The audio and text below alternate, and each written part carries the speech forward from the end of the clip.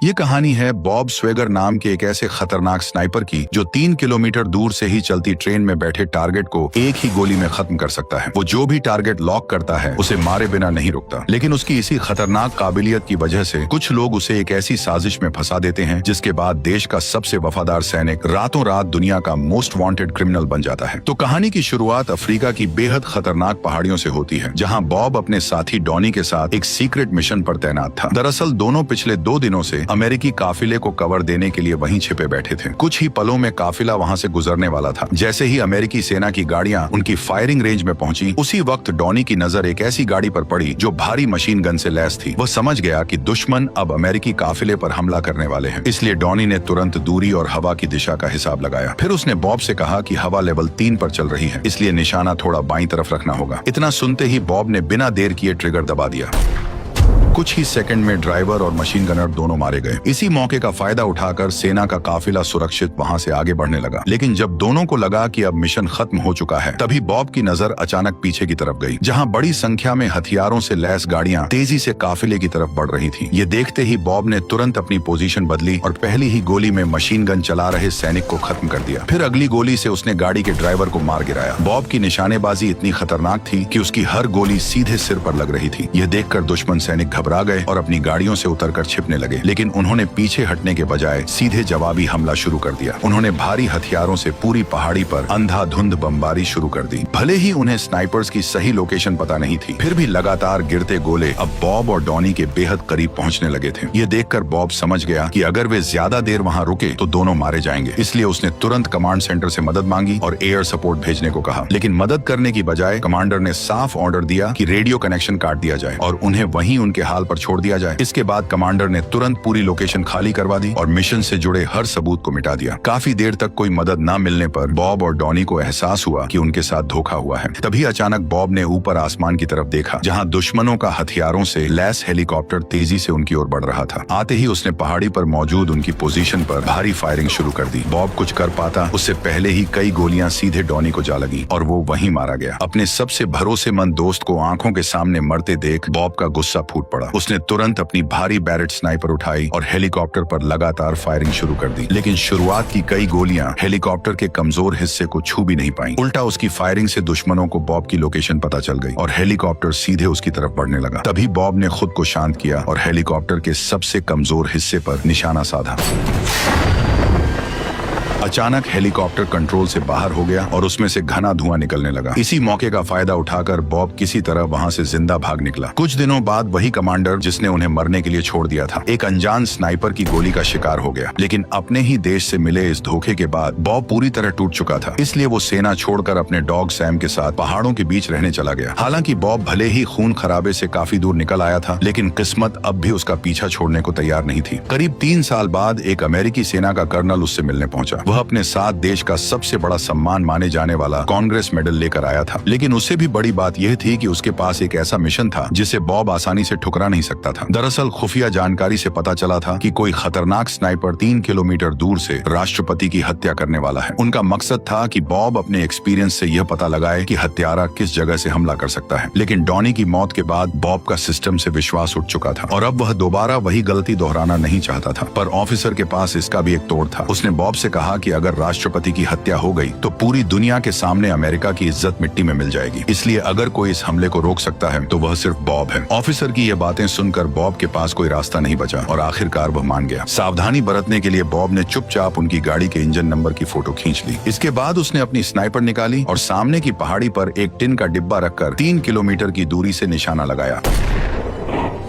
अगले ही पल गोली सीधे डिब्बे को चीरती हुई निकल गई। इसी के साथ ही साबित हो गया कि इतनी दूरी से राष्ट्रपति की हत्या करना मुमकिन है। लेकिन 3 साल पहले मिले धोखे ने बॉब को बहुत सतर्क बना दिया था। इसलिए रवाना होने से पहले उसने अपनी स्नाइपर की फायरिंग पिन निकालकर छुपा ली, जो आगे जाकर उसके लिए सबसे बड़ा तुरुप का इक्का साबित होने वाली थी। अपने डॉग सैम को दोस्त के पास छोड़ने के बाद बॉब उस शहर के लिए निकल पड़ा जहाँ राष्ट्रपति का भाषण होने वाला था। वहाँ पहुंचकर उसने अपने एक्सपीरियंस से तीनों जगहों को बारीकी से परखा और उसने अंदाजा लगाया कि सिर्फ एक ही ऐसी जगह है जहाँ से स्नाइपर राष्ट्रपति को निशाना बना सकता है, क्योंकि बाल्टीमोर में हवा का फ्लो निशाने को भटका सकता था, जबकि वॉशिंगटन में ऊंची इमारतों की वजह से शूटिंग करना नामुमकिन था। इसलिए हत्यारे के नजरिए से देखा जाए तो फिलाडेल्फिया ही एकमात्र लोकेशन बची थी जो इस पूरे प्लान के लिए फिट थी। यहाँ कम से कम 6 ऐसे पॉइंट थे जहाँ से बिना किसी रुकावट के साफ शॉट लिया जा सकता था। अगर राष्ट्रपति सिर्फ 5 सेकंड के लिए भी रुक जाए तो हाई पावर स्नाइपर उसे आसानी से खत्म कर सकता है। ब्लैक ऑफिसर ने उसके एनालिसिस की काफी तारीफ की और उसे निगरानी की जिम्मेदारी सौंप दी, लेकिन बॉब उन तारीफों में इतना डूब गया कि उसे ऑफिसर के बिछाए जाल का अंदाजा तक नहीं हुआ। जैसा उसने अनुमान लगाया था, वॉशिंगटन और बाल्टीमोर की स्पीच पूरी तरह नॉर्मल रही। अब सबकी नजर सिर्फ आखिरी लोकेशन यानी फिलाडेल्फिया पर थी। ब्लैक ऑफिसर ने बॉब की सलाह मानते हुए पहले ही सारी पोजीशनों पर अपनी टीम तैनात कर दी थी, लेकिन दूर छिपे ऑब्जर्वेशन पॉइंट पर बॉब को कुछ गड़बड़ महसूस होने लगी, क्योंकि स्टेज के चारों तरफ जानबूझकर रिबन लगाए गए थे ताकि हवा की दिशा को समझा जा सके। बॉब उन्हें हटवाने ही वाला था कि तभी ब्लैक ऑफिसर एक अनजान पुलिस वाले को अंदर बुला लाया। उसकी हरकतें देखकर बॉब को तुरंत कुछ शक हुआ, लेकिन उसी वक्त प्रेसिडेंट का काफिला मौके पर पहुंच चुका था, इसलिए बॉब ने फिलहाल चुप रहना ही बेहतर समझा। उसे बिल्कुल अंदाजा नहीं था कि चर्च टावर पर उसी वक्त स्नाइपर अपनी राइफल सेट कर चुका था। जब हवा की स्पीड, नमी और राष्ट्रपति की पोजीशन तीनों बिल्कुल परफेक्ट स्नाइपिंग कंडीशन में पहुंच गए, तब बॉब को एहसास हुआ कि यही मौका है असली स्नाइपर की लोकेशन ट्रेस करने का। तभी अचानक स्नाइपर ने टारगेट पर फायर कर दिया। जैसे ही गोली चली, पूरे इलाके में हड़कंप मच गया। बॉब को संभलने का मौका भी नहीं मिला और ब्लैक ऑफिसर के इशारे पर पुलिस वाले ने उस पर 2 गोलियां दाग दी और वह खिड़की से सीधे नीचे जा गिरा। एक ही पल में पूरा खेल बदल गया। कुछ ही समय पहले जो शख्स देश का हीरो था, अब वही राष्ट्रपति की हत्या का सबसे बड़ा आरोपी बन गया। जल्द ही सिक्योरिटी हेलीकॉप्टर ने पूरे इलाके को घेर कर उसकी तलाश शुरू कर दी। दरअसल ये पूरा प्लान पहले से ही ब्लैक ऑफिसर ने रचा था। उसने तुरंत ऑब्जर्वेशन पॉइंट पर मौजूद सभी सबूत साफ करवा दिए और बॉब की M200 स्नाइपर राइफल को जानबूझकर वहीं छोड़ दिया ताकि सारा इल्जाम बॉब पर आ जाए। उधर बॉब किसी तरह भीड़ से निकलकर भागा ही था कि उसका सामना एक FBI एजेंट निक से हो गया। निक को देखकर उसने तुरंत खुद को सरेंडर करने का नाटक किया। जैसे ही निक ने थोड़ी सी लापरवाही दिखाई, तभी बॉब ने बंदूक छीनकर उसे नीचे पटक दिया। इसके बाद वह खुद को बेगुनाह बताते हुए निक की गाड़ी की चाबी लेकर वहां से निकल गया, लेकिन उसकी हालत पहले ही काफी खराब थी, क्योंकि उसे गोली लग चुकी थी और ज्यादा देर तक भाग पाना मुश्किल था, क्योंकि हर तरफ पुलिस का जाल बिछा हुआ था और बच निकलने का कोई आसान रास्ता नहीं था। लेकिन तभी उसे एक ऑटोमेटिक कार वॉशिंग स्टेशन दिखाई दिया। वह तुरंत गाड़ी को अंदर ले गया और दर्द में कराहते हुए इमरजेंसी फर्स्ट एड किट निकालकर अपने जख्म का इलाज करने लगा। कुछ ही देर बाद जब वह गाड़ी को फिर से बाहर निकाल रहा था, तभी अचानक पुलिस ने उसे दोबारा ट्रैक कर लिया। वह पूरी ताकत से एक्सीलरेटर दबाकर भीड़ के बीच से भागने लगा। लगभग वह बच निकलने ही वाला था कि तभी अचानक एक ट्रक उसके सामने आ गया। अब चारों तरफ से रास्ते पूरी तरह पुलिस ने बंद कर दिए थे और बॉब के पास भागने का कोई रास्ता नहीं बचा था। इसलिए उसने पुलिस की बरसती गोलियों के बीच गाड़ी को सीधे नदी में उतार दिया।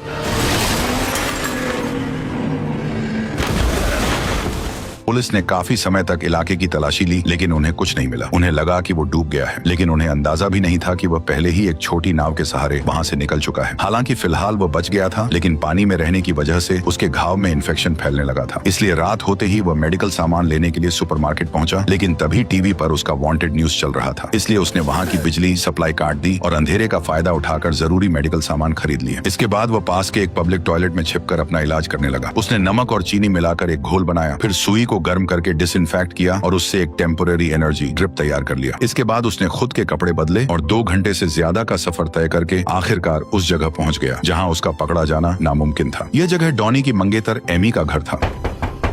एमी ने उसे देखते ही पहचान लिया कि यह वही आदमी है जिसके पीछे पुलिस लगी है, लेकिन थोड़ी देर सोचने के बाद उसने दरवाजा खोल दिया, पर वो उसे अंदर आने देने से हिचकिचा रही थी। बॉब ने शांत होकर कहा कि उसने राष्ट्रपति को नहीं मारा है। तभी एमी ने उसे बताया कि जिस गोली से हमला किया गया था वह असल में मिस होकर राष्ट्रपति के एक अधिकारी को जा लगी थी और राष्ट्रपति बच गए थे। लेकिन उसके मन में शक अभी भी बना हुआ था कि इस पूरे हमले के पीछे बॉब ही है। फिर बॉब ने एक एक करके उसे पूरी साजिश के बारे में बताया कि कैसे उसे जानबूझकर फंसाया गया था। धीरे धीरे एमी को एहसास होने लगा कि बॉब सच बोल रहा है, इसलिए उसने उसे अपने घर में आने दिया। घर के अंदर आते ही बॉब ने बिना देर किए दवाइयों की एक लिस्ट निकाली और एमी के हाथों में थमा दी। जल्द ही एमी ने लिस्ट के हिसाब से घाव भरने की सारी जरूरी दवाइयां खरीद ली। उधर एजेंट निक को इस केस से जुड़े कुछ ऐसे सुराग मिल चुके थे जिन्हें उसने पहले नजरअंदाज कर दिया था। हालांकि उसे सबसे ज्यादा हैरानी इस बात की थी कि जो शूटर 3 किलोमीटर दूर से चलती ट्रेन के अंदर बैठे आदमी को मार सकता है, उसे केवल 2 किलोमीटर दूर मौजूद टारगेट कैसे मिस हो गया, और यह भी कि घटना के 12 मिनट मिनट बाद ही फॉरेंसिक टीम को इतनी जल्दी स्नाइपर की पोजीशन कैसे पता लग गई। अब निक को पूरा यकीन हो चुका था कि इस पूरे केस में कुछ बड़ी गड़बड़ है। वो उस पुलिस अफसर से मिलकर सच जानना चाहता था जिसने मार्क को गोली मारी थी, लेकिन तभी उसे पता चला कि वह अफसर पिछली रात ही मारा जा चुका है। यह सुनकर निक का शक और भी गहरा हो गया। इसके बाद वह उन सभी जगहों की जांच करने लगा जहां से राष्ट्रपति को निशाना बनाया गया था। इसी दौरान उसे चर्च के टावर पर शक हुआ। ऊपर चढ़ते ही उसने फर्श पर बने 3 छोटे छेद देखे जो अमेरिकी स्नाइपर राइफल के पैटर्न से पूरी तरह मैच कर रहे थे। अब निक समझ चुका था कि हमला बॉब की राइफल से नहीं हुआ था। असल में असली गोली अमेरिकी स्नाइपर राइफल से चलाई गई थी। इसी दौरान एमी की देखभाल में बॉब की हालत धीरे धीरे बेहतर होने लगी थी, लेकिन किसी और को नुकसान न पहुंचे इसलिए उसने वहां से निकलने का फैसला कर लिया। तभी न्यूज में निक की खबर देखकर उसके दिमाग में खुद को बेगुनाह साबित करने का एक नया तरीका आया। उसने एमी को एक इन्फॉर्मर की तरह बॉब के पास भेजा और साथ ही उसे वो फोटो भी दी जिसमें ब्लैक ऑफिसर की कार का इंजन नंबर साफ दिख रहा था। लेकिन असल में यह सब बॉब की तरफ से एक टेस्ट था। वो देखना चाहता था कि क्या निक भी ब्लैक ऑफिसर से मिला हुआ है। लेकिन जैसे ही उसने फोटो अपनी जेब में रखी तभी उसका शक दूर हो गया। ठीक उसी पल एमी रेस्टोरेंट से बाहर निकल आई। जैसे ही बॉब देखा कि एमी सुरक्षित गाड़ी में बैठ गई है, तभी अचानक FBI ने बॉब को रोक लिया और पूछताछ शुरू कर दी। एक्सक्यूज मी सर, क्या मैं आपकी आईडी देख सकता हूँ? बॉब अच्छी तरह जानता था कि ID कार्ड स्कैन होते ही उसका राज खुल जाएगा, इसीलिए उसने मौका मिलते ही गर्म कॉफी एक ऑफिसर के चेहरे पर फेंक दी और दूसरे के साथ लड़ाई शुरू कर दी। तभी एक पुलिस डॉग ने उसके हाथ पर हमला कर दिया जिसकी वजह से वह जमीन पर गिर पड़ा। फिर भी उसने किसी तरह दोनों ऑफिसरों को बेहोश किया, उनका वॉकी टॉकी उठाया और वहां से भाग निकला। लेकिन उन्हें नहीं पता था कि यह सब पहले से बॉब की प्लानिंग का हिस्सा था। अगर निक सही रास्ता चुनकर इंजन नंबर को इंटरनल सिस्टम में डालता तो ब्लैक ऑफिसर तुरंत उसकी लोकेशन ट्रेस कर लेता और ठीक वैसा ही हुआ। बॉब के पास मौजूद वॉकी टॉकी का IP एड्रेस और निक की लोकेशन एक ही जगह दिख रही थी। यह देखकर ब्लैक ऑफिसर को यकीन हो गया कि निक और बॉब साथ काम कर रहे हैं। असल में बॉब यही चाहता था ताकि असली दुश्मन खुद बाहर निकल आए और जैसा सोचा था ठीक वैसा ही हुआ। अगले दिन निक को कुछ गुंडों ने बीच सड़क से किडनैप कर लिया। उन्होंने उसे बुरी तरह टॉर्चर किया। इसके बाद उसे एक खास सेटअप में बांधकर आत्महत्या जैसा सीन बनाने की कोशिश की गई। जैसे ही ट्रिगर दबने वाला था तभी अचानक बॉब की गोलियों ने सभी गुंडों को वहीं ढेर कर दिया। जान बचने के बाद भी निक लगातार बॉब को सरेंडर करने के लिए समझाता रहा। उसने कहा कि अगर बॉब सरेंडर कर दे तो वह अदालत में उसके लिए गवाही देने को तैयार है। लेकिन बॉब जानता था कि पूरा सिस्टम आपस में मिला हुआ है, इसीलिए उसे समझ आ गया था कि यह लड़ाई उसे अकेले ही लड़नी होगी। उधर निक को भी एहसास हो गया था कि सच जानने के बाद उसकी जान भी खतरे में है, इसलिए उसने बॉब का साथ देने का फैसला कर लिया। असली हत्यारे तक पहुंचने के लिए वह एक रिटायर्ड गन एक्सपर्ट से मिलने निकल पड़ा। उस बुजुर्ग की जानकारी के मुताबिक 3 किलोमीटर की दूरी से सटीक निशाना लगाने वाले दुनिया में बहुत कम लोग हैं। बॉब के अलावा सिर्फ जैकल ही ऐसा शूटर था जो ऐसे बेहतरीन निशाने लगा सकता था। लेकिन अब उसने ऐसे मिशन लेने छोड़ दिए हैं जब उन्हें उस हत्यारे के बारे में कोई जानकारी नहीं मिली। तभी अचानक बूढ़े ने उस आखिरी स्नाइपर का नाम बताया जो इतने खतरनाक मिशन को अंजाम दे सकता था। जिस आदमी के बारे में बूढ़ा बता रहा था उसका नाम मिकाइलो था। ये नाम सुनते ही बॉब के दिमाग में सब कुछ जुड़ने लगा। उसे तुरंत वह लंगड़ा आदमी याद आया जो ब्लैक ऑफिसर के साथ उसके घर आया था। तभी अचानक उसे पूरी सच्चाई समझ आ गई कि असली स्नाइपर कोई और नहीं बल्कि वही लंगड़ा आदमी है। सच पता चलते ही निक ने एक पब्लिक फोन से FBI को कॉल किया और उस लंगड़े की लोकेशन हासिल कर ली। लोकेशन मिलते ही दोनों तुरंत अमेरिका के एक सुपरमार्केट पहुंचे और वहां से कुछ केमिकल्स खरीद लाए। बॉब ने अपनी जबरदस्त ट्रेनिंग से उन्हें घातक बमों में बदल दिया। पूरा प्लान तैयार होने के बाद दोनों लंगड़े के घर के पास पहुंच गए। निक बाहर निगरानी करने लगा जबकि बॉब अंदर घुस गया। उसने चुपचाप पूरे इलाके में विस्फोटक लगा दिए और गार्ड्स को एक एक करके खत्म कर दिया। लेकिन जैसे ही वह कमरे में दाखिल हुआ तभी लंगड़ा उसे देखकर बिल्कुल भी नहीं घबराया। गुस्से में बॉब ने उससे पूछा कि वह राष्ट्रपति की हत्या क्यों करना चाहता था। तभी वह लंगड़ा आदमी बिल्कुल शांत होकर बोला कि असल में उसका निशाना राष्ट्रपति नहीं बल्कि वही अधिकारी था जो उस हमले में मारा गया था। उसने बताया कि करीब 3 साल पहले इथियोपिया के एक गांव में भारी मात्रा में निकले तेल को ब्लैक ऑफिसर गैरकानूनी तरीके से बेच रहा था। लेकिन जब गांव वालों ने इस सौदे का विरोध किया तब उसने गुस्से में आकर पूरे गांव के लगभग 400 निर्दोष लोगों को बेरहमी से मरवा दिया। उस वक्त बॉब जिन सैनिकों को कवर दे रहा था वे असल में उन्हीं गांव वालों का कत्ल करने वाले भाड़े के सैनिक थे और भाषण देने वाला वह अधिकारी सिर्फ इसलिए मारा गया क्योंकि वह इस खूनी सच्चाई को पूरी दुनिया के सामने लाना चाहता था। ठीक उसी वक्त पूरे इलाके को भारी हथियारों से लैस स्पेशल फोर्स ने घेर लिया। लंगड़ा समझ गया कि अब उसे भी बलि का बकरा बना दिया गया है, इसलिए उसने मरने से पहले बॉब को एक बात और बताई, तुम्हारी गर्लफ्रेंड उनके पास है। इसके तुरंत बाद उसने खुद को गोली मारकर खत्म कर लिया। अब बॉब भी वहां से निकलने की तैयारी करने लगा लेकिन तब तक दुश्मन अंदर घुस चुके थे। हालांकि बॉब ने फुर्ती दिखाते हुए 2 सैनिकों को तुरंत ढेर कर दिया। उधर बाहर मौजूद निक स्नाइपर कवर देने ही वाला था लेकिन दुश्मनों ने पहले ही पूरे रास्ते बंद कर दिए। ये देखकर बॉब ने बिना सोचे निक को बम उड़ाने को कह दिया।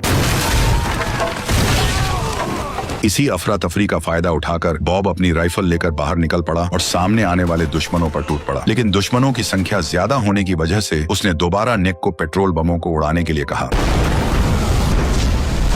कुछ ही सेकंड में पूरा इलाका आग के धुएं में झुलस गया और दुश्मन सैनिक जलते हुए इधर उधर भागने लगे। लेकिन तभी उन्होंने एक गन लोडेड हेलीकॉप्टर बुला लिया। बरसती गोलियों के चलते बॉब को कवर के पीछे छुपना पड़ा। तभी हेलीकॉप्टर का बॉब पर से ध्यान भटकाने के लिए निक खुले मैदान की ओर दौड़ने लगा। उधर बॉब ने मौका मिलते ही नीचे रखे तेल के टैंकर पर निशाना साधकर गोली चला दी। सिर्फ एक गोली से उसने पूरे हेलीकॉप्टर को हवा में ही उड़ा दिया। लेकिन वक्त कम होने की वजह से दोनों तुरंत वहां से भाग निकले। सुरक्षित जगह पहुंचने के बाद बॉब ने ब्लैक ऑफिसर को कॉल किया। उसने बताया कि उसके पास लंगड़े की रिकॉर्डिंग है। अगर वह नहीं चाहता कि दुनिया को उसकी काली करतूत के बारे में पता चले तो उसे एमी को सही सलामत वापस लाना होगा। ब्लैक ऑफिसर कोई रिस्क नहीं लेना चाहता था, इसलिए वह रिकॉर्डिंग के बदले लड़की को छोड़ने के लिए तैयार हो गया। सेफ्टी के लिए बॉब ने मुलाकात की जगह बर्फीली पहाड़ियों को चुना। जैसे ही हेलीकॉप्टर वहां उतरा तभी बॉब भी सामने आ गया। लेकिन अगले ही पल एक छिपे हुए स्नाइपर ने उस पर फायरिंग कर दी। दरअसल दुश्मनों ने पहले से ही पूरी पहाड़ी पर स्नाइपर्स बिठा रखे थे। उधर चालाक ब्लैक ऑफिसर खुद को जीतता हुआ समझकर मुस्कुराने लगा। लेकिन तभी अचानक उसका स्नाइपर एक गोली लगते ही मारा गया। हालांकि चौंकाने वाली बात यह थी कि जिसे सब मरा हुआ समझ चुके थे वही बॉब दोबारा खड़ा हो गया। यह नजारा देखकर दोनों हैरान रह गए। लेकिन उन्हें क्या पता था कि जिसे गोली लगी थी वह असल में बॉब नहीं बल्कि बुलेट प्रूफ जैकेट पहने निक था। असल में निक को जानबूझकर चारे की तरह इस्तेमाल किया गया था ताकि बॉब दुश्मन स्नाइपर की लोकेशन पकड़ सके। एक और स्नाइपर को खत्म करने के बाद बॉब की नजर सामने वाली पहाड़ी पर बैठे दूसरे स्नाइपर पर पड़ी। जैसे ही उसने अपनी दूरबीन हल्की सी हिलाई उसी पल उसकी छिपी हुई जगह सामने आ गई। आखिरकार उसने कुछ ही सेकंड में सारे स्नाइपर्स खत्म कर दिए। अब सिर्फ एक आदमी बचा था जिसने एमी को बंधक बना रखा था। बॉब ने बेहद सावधानी से निशाना लगाया और अगले ही पल उसने उसे भी खत्म कर दिया। सभी दुश्मनों को मारने के बाद ही बॉब आखिरकार छिपने की जगह से बाहर आया। लेकिन इतना सब होने के बावजूद उसने ब्लैक ऑफिसर पर गोली नहीं चलाई, क्योंकि अगर वो ऐसा करता तो वो फिर कभी अपनी बेगुनाही साबित नहीं कर पाता। दूसरी तरफ एमी ने उन दिनों काफी टॉर्चर झेला था। इसी गुस्से में उसने बंदूक उठा ली और गुंडे पर अंधाधुंध गोलियां बरसानी शुरू कर दी। कुछ ही देर में FBI के हेलीकॉप्टर वहां पहुंच गए। तभी अचानक बॉब ने उस रिकॉर्डिंग में आग लगा दी, क्योंकि उस रिकॉर्डिंग का सच अगर दुनिया के सामने आ जाता तो अमेरिका की इज्जत मिट्टी में मिल जाती। मकसद पूरा होने पर ब्लैक ऑफिसर आराम से हेलीकॉप्टर में बैठकर वहां से निकल गया। उधर बॉब को सीधे FBI की कस्टडी में ले लिया गया। हालांकि निक की लगातार कोशिशों की वजह से उसे तुरंत दोषी नहीं ठहराया गया, बल्कि उसे गवाही देने का मौका दिया गया। सुनवाई के दौरान निक ने हाथ मिलाने के बहाने चुपके से बॉब को एक गोली पकड़ा दी। जज के सवालों पर बॉब ने झूठ बोलने की कोशिश नहीं की। उसने मान लिया कि M200 स्नाइपर राइफल उसी की है। लेकिन तभी उसने अचानक बंदूक लोड की और सीधे ब्लैक ऑफिसर पर निशाना साध दिया। यह नजारा देखते ही काले आदमी का चेहरा डर से और काला पड़ गया। लेकिन ट्रिगर दबने के बाद भी गोली नहीं चली। दरअसल बॉब की आदत थी कि वह हर मिशन के बाद अपनी फायरिंग पिन निकाल देता था। ऊपर से देखने पर बंदूक बिल्कुल नॉर्मल लगती थी, लेकिन असल में उससे गोली चल ही नहीं सकती थी। इसी से साबित हो गया कि बॉब चर्च में हुई हत्या का दोषी नहीं है। सच सामने आते ही ब्लैक ऑफिसर ने खुद को इस मामले से अलग करने की कोशिश की। लेकिन तभी निक ने एक फाइल निकाली जिसमें ब्लैक ऑफिसर के अफ्रीका में किए गए सारे काले करतूत के सबूत मौजूद थे। पर इतने सबूतों के बावजूद भी इंटरनेशनल क्राइम अमेरिकी कानून के दायरे में नहीं आते थे, इसलिए चाहकर भी ऑफिसर उसे गिरफ्तार नहीं कर सका। उधर अदालत ने बॉब को पूरी तरह बेगुनाह घोषित कर दिया। लेकिन बाहर निकलने से पहले जज खुद बॉब के पास आया और बोला कि मैं उसका कुछ नहीं कर सकता, लेकिन तुम उसके साथ जो चाहो वो कर सकते हो। जज का इशारा मिलते ही बॉब सब समझ गया कि अब उसे क्या करना है। उसी रात शहर से दूर एक आलीशान बंगले में ब्लैक ऑफिसर और ब्रुक अपनी जीत का जश्न मना रहे थे। वे नशे में इतने डूबे हुए थे कि उन्हें जरा भी अंदाजा नहीं था कि उनका आखिरी समय शुरू हो चुका है। जैसे ही ब्लैक ऑफिसर सोफे से उठा तभी एक गोली उसके गले को चीरते हुए निकल गई। यह देखकर वहां मौजूद शेरिफ डर के मारे एक कोने में छिप गया और अपनी जान की भीख मांगने लगा। लेकिन बॉब अब उसकी एक भी बात सुनने के मूड में नहीं था। बॉब को अपनी तरफ आता देखकर ब्रुक डर से कांप उठा। वह तुरंत हाथ जोड़कर माफी मांगने लगा और बोला कि अगर बॉब उसे छोड़ दे तो वह उसे रातों रात करोड़पति बना सकता है। लेकिन बॉब वहां उसकी फालतू बातें सुनने नहीं आया था। अगले ही पल उसने ट्रिगर दबाया और एक गोली ने ब्रुक के सिर को खोलकर रख दिया। खामोशी छाते ही बॉब ने तुरंत गैस पाइपलाइन को तोड़ दिया। तभी अचानक तेज धमाके ने सब कुछ अपनी चपेट में ले लिया और सारे सबूत पल भर में जलकर राख हो गए। इस तरह बॉब ने अपना बदला ले लिया और यहीं पर कहानी खत्म हो गई। वैसे आपको ये वीडियो कैसी लगी कमेंट में जरूर बताना, और अगर आपको ऐसी ही और शानदार मूवीज की एक्सप्लेनेशन देखनी है तो वो भी कमेंट करके जरूर बताना। Okay bye.